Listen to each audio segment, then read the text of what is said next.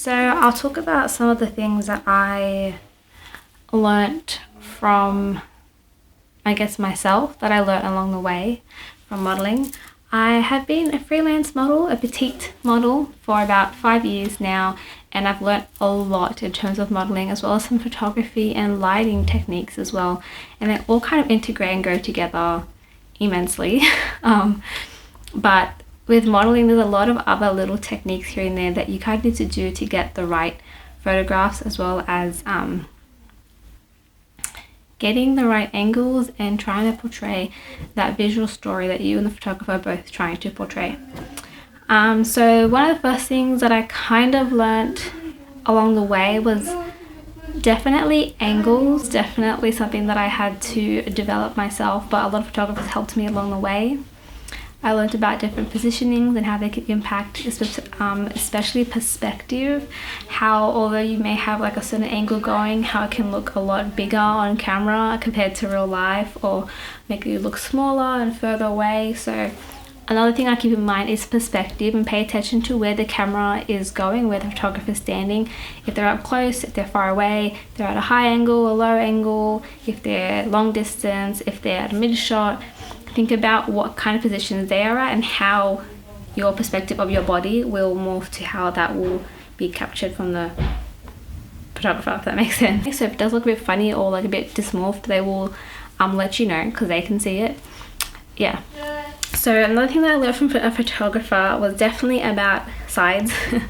Everyone has a good side and a bad side, that old saying. Absolutely 100% true. For me, my good side is my right side, which is my long. So there's a long and short. Like my long side is on my right side, whereas my short side, which is on my left side. So anything captured, say portraits or the kind of close-up shots, on the left side my face kind of looks a bit more shorter, if that makes sense, whereas on the right side it looks a bit more longer. It kind of captures a bit more differently, and it's very important to notice that, especially when it comes to expression and anything that's being captured around the face. Say you're trying to tell an emotive story, or you want to focus on makeup or a headshot. Knowing which side is going to look more flattering to you at the end of the day is really important as a model, because you want to look your best and you want to feel your best. You want to know how it's going to be perceived on the other end. So knowing which is your best, it's so, like, it sounds so egotistical, I promise. It sounded so funny to me when I first started, but when I started taking photos on the left side and then on my right side there, I noticed there is a big difference. Another thing as well that's very important is lighting, which I also learnt from photographers, and a lot of times being on set, for whether it's outdoors or a studio shoot, lighting will really play a big difference on your face. It can make your face look soft, make your face look harsh, make you have really dark circles under your eyes no matter how much makeup you put on, or just really expose the skin, or make it look really dewy and really soft. I learned a lot about that. Lighting is so important. That kind of stuff you don't really have that much control over as a model. A lot of that is more towards the photographer's like idea. They have their own light set up, they have their own plan going on. So I guess it's really working with the light, I guess. So if you know the light's gonna be a ring light and it doesn't look that great on your skin, look at how far it is from your face during a shoot, which direction you're going to be posing in as well. So kind of like adjusting those little things with the lighting on set, because it really helps to, when you think about that, because you're also working together with what the photographer's plan is, and so you can both get the best outcome out of that, if that makes sense. For me, my favorite lighting for me is the softbox. They use it a lot for makeup kind of photo shoots. I feel like that looks the best for me. It really highlights my features. In terms of like trying to find the right angle, I can have more freedom with it, I guess.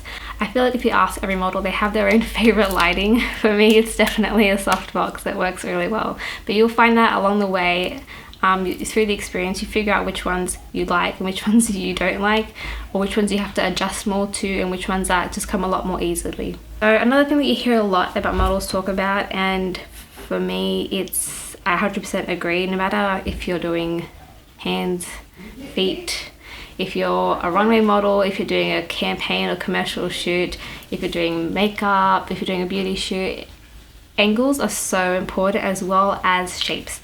You hear about, even I think Tyra Banks mentioned it, how you want to create shapes.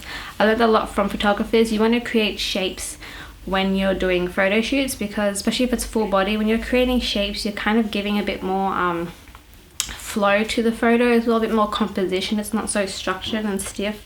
So simple things as like putting the arm here, another arm around the waist, and kind of bending it a little bit gives that kind of shape you have going here. Even if you're doing a face one, to have both your hands up around here, you're kind of framing the face and you're kind of redirecting the eye where you want the viewer to look. So say you want to do, like, you focus on eye makeup and they're doing a beauty shoot, and you want to maybe put your hands around your eyes, so that way the viewer on the other side is kind of like focusing towards where your hands are. So in a way, whilst you're modeling and posing, you're kind of guiding the viewer to where you want their attention to go, if that makes sense. Give a bit more shape. See, even what I have going on here, just a bit more shape. Kind of like, I mean, I don't really like to do that, but it gives a bit more shape. So you've got a bit more, the image doesn't look so flat, is what I'm trying to say. You've got some sort of nice direction in it. Yeah. When it comes to shapes too, I noticed for petite modeling that helped me a lot was trying to make yourself look elongated as well. It helps a lot if the photographer is going like on a low angle, because it really makes you look elongated. But sometimes you don't have that option, so you have to try to make yourself feel and look as tall as possible. Unfortunately, like I that really sucks, because I just appreciate that you're a petite model, but at the end of the day, the outcome looks good too. So like they say, pretend you've got a long string pulling your back, pulling you nice and tall.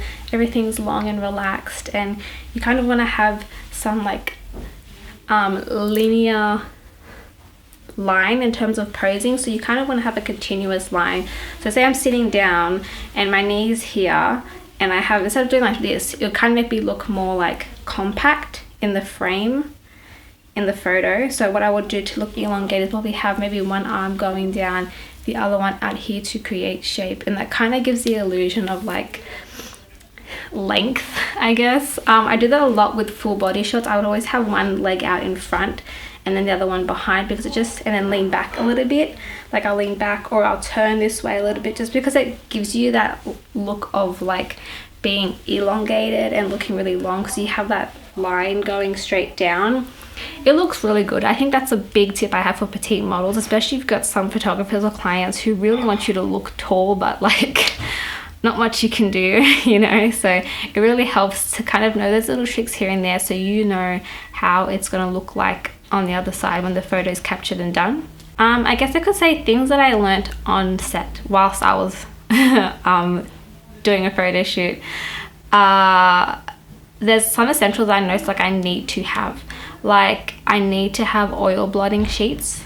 Massive keepsake product to have during a shoot, because whether it's outdoors, if it's sunny, like I'm from Australia, so it gets sunny here, and especially when the heat is on you for like half an hour to 2 hours or 3 hours, like you're gonna start to see that sweat on the camera, and it just makes your face shine. So having oil blotting sheets helps a lot, especially during studio shoots as well. That helps a lot with lighting. Like I get oily on my T-zone, so having that on hand to just quickly dab it and I'm good to go, or even just having powder to just quickly fix it up. I mean, a makeup artist will usually come on set and fix it up for you and do all that stuff, but sometimes even having that on the side on your own just makes it be a bit more quicker, because you have it and you know where it is. You quickly done type of thing. Yeah, so that was a big thing that helped me so much. Another thing is to stay hydrated during a photo shoot. This one doesn't apply to petite models, but to every model. It sounds like, oh, how can modeling be tiring? I felt the same way when I first started, and I was completely utterly wrong. You do get tired and you do get thirsty very quickly under all that light outside, or whether it's a studio shoot. Make sure you have something where you get a chance to drink water. what I have is I have this like juice that just like, it's like a green juice. It just helps like give me energy as well. Like I love it. After like 4 or 5 hours I get so tired, and it's sometimes you can see it like when you're tired, you can see it on the camera, and it really is like, oh, because then whoever's doing the editing, sometimes it can get carried away, and it's like, oh, I mean, it's not your fault if you're tired, but I just like, personally, I don't like it when I look tired, because sometimes it's some things that they will keep or something that they will take away, and personally, if I don't like it and it stays there, it's like, oh. But besides even how it looks, just feeling tired on set and having so much energy, and then to just slowly just be like losing it is like not the greatest thing for everybody, including yourself, because you want to keep working but you're just getting tired. So make sure that you always have a snack, something to eat, something to drink during a photo shoot. I drink a green juice during any photo shoot, indoor or outdoor. Just a small one that I can just drink down. It's got all my greens in it, and I'm staying hydrated, and I just feel so much better. So much better afterwards. It's a flow. So with modeling, it's great to know your body and your own poses and your own position and stuff. Just so you go bang, bang, bang, bang, got one after the other. Some photographers that you work with, you may come across, I call click happy. So they get very excited and they just tick, or if they're on a time schedule, they don't have time to waste. So they're very, like they have to take as many as they can in that short time period that you have with them. So knowing what poses work great with you and what angles would work well and how that will look in the outcome is the best for everybody, including yourself, because you get as many photos as you can in that short period of time, and so does the photographer as well, which is a win-win for everybody. So having a kind of flow so you know which poses to do next. I learned about how instead of changing quickly from one section to like a massive different pose, you kind of call these like micro poses. So you go from here and you move maybe just a little bit extra, and then move a little bit extra, and then a little bit extra, and then a little bit extra, instead of going from like down here all the way to like adjusting to over here. You know what I mean? So those little micro poses that you do in between as well can also like be a great shot, and like even the photographer don't even know it until like it's been taken, which is great. Some of my photos that I really do like have been micro shots, which have just been caught by accident, and I love them. They're so great. But also having a flow with it. Another thing is it's easier said than done, especially if it's your first time or it's the very beginning of your whole like modeling journey, but trying to be as relaxed as possible. I remember in the beginning I was so stiff because I was so nervous because I just wanted to do a good job, and I kept picking on my own appearance, like what if I'm not doing this good, what if I'm not doing that good, and you just get so like worked up that you can actually see the tension through your poses. So if you start smiling here and then go from here, and then you can kind of see through your expression just like how tense you are because you're nervous. So maybe bring some music with you before you even start the photo shoot. That helps a lot. Maybe talking to someone beforehand who you're going to meet later on the same day, just so you get like a bit of a head start, so you feel a bit more comfortable, that kind of stuff. But trying to be as relaxed as possible during a photo shoot session is not always easy sometimes, especially if it's a big project that you really are proud of, but trying to be as relaxed as you can. At the end of the day, you're both just creative people. You're all creative people working in a creative space who are just trying to make visual art, I think. Yeah, and then my last tip is always go with an open mind, would probably be it. Don't try to go to a photo shoot like presumed, or about what's going to happen, or how it's going to turn out, or how the experience is going to be like. Try to keep an open mind as much as possible. It's more fun that way. There's like no limitations on anything, and you really just enjoy the session, like enjoy modeling, I guess. And no matter how you look, don't doubt yourself when you get to that photo shoot, because at the end of the day, they chose you, they wanted you, they like you, you're there for a reason. and it's not a bad reason. They're getting either paid or they're using their time to photograph you. So no matter if you feel like, oh, I look too big, or I have all these spots, or I have this and that, don't degrade yourself, because you are a beautiful, wonderful human being, and everyone is capable of modeling, no matter what you have, no matter how tall you are, no matter what gender, all that stuff. You're there for a reason. They like you, and you can totally do this. You can totally do it. So yeah, don't doubt yourself. Another one. And just enjoy it as much as you can, because honestly, at the end of the day, if you have fun, they have fun, everyone has fun, and the photos turn out great. That's my tips and tricks and advice that I have on modeling from my own experience as being a freelance model. If you're a model yourself, or you have any experiences or more tips and tricks you'd like to share to me and to everyone else, please let me know in the comments down below. I would love to share them everywhere. Like on my next video or on my Twitter, I would love to share it. Yeah, at the end of the day, you know, you're all beautiful. Don't ever think that you're not good enough to do modeling, or, you know, it's getting so much better now. It's like so much more bigger chances for everybody. So, and the target audience is getting so much bigger. It's like, if you enjoy it, do it.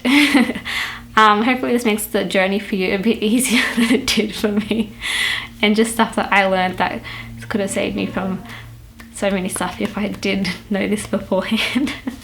Anyways, you live and you learn, you know. So yeah, I hope you like this video, and I will see you next time. Bye.